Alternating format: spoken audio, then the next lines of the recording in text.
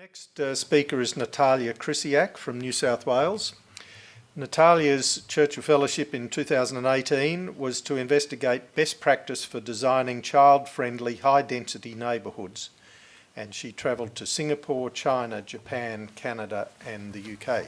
Natalia.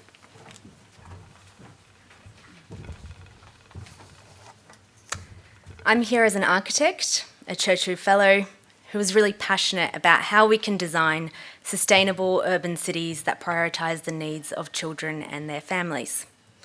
For those of you in the room that raised children more than 2 decades ago, you would have had a very different experience and very different challenges to what parents are facing today, for many reasons, but also in regards to housing choice.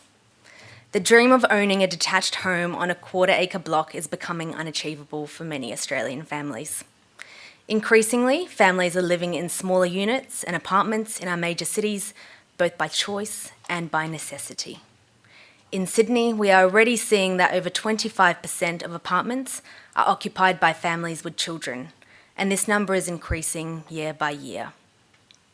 Even though the number of families choosing to live in compact urban cities is increasing, to date, no Australian city has a policy on family-friendly, high-density housing. Australia is well and truly behind international best practice in this area. The effect of neglecting this topic is twofold.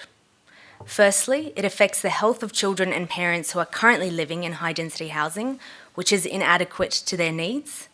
And secondly, it restricts the long-term viability of the compact city vision, as families don't see apartments as a viable option for raising children. So, what is the solution? Through my Churchill Fellowship, I travelled to cities around the world which are taking on this topic seriously, such as London, Toronto and Vancouver. These cities have implemented family-friendly high-density housing policies which have completely reshaped their urban neighbourhoods in recognition of changing family needs. A policy such as this would include neighbourhood scale considerations, such as play space strategies and child-friendly travel routes, and also building scale considerations, such as the mandatory provision of communal play space and apartment layouts which are suitable to the needs of families with children.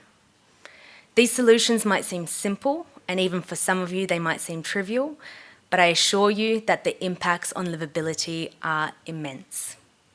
By prioritising the health of children and their families in the design of compact cities, we will not only create a more sustainable urban future, but also ensure the best possible start in life for multiple generations of children who will grow up in a very urban Australia.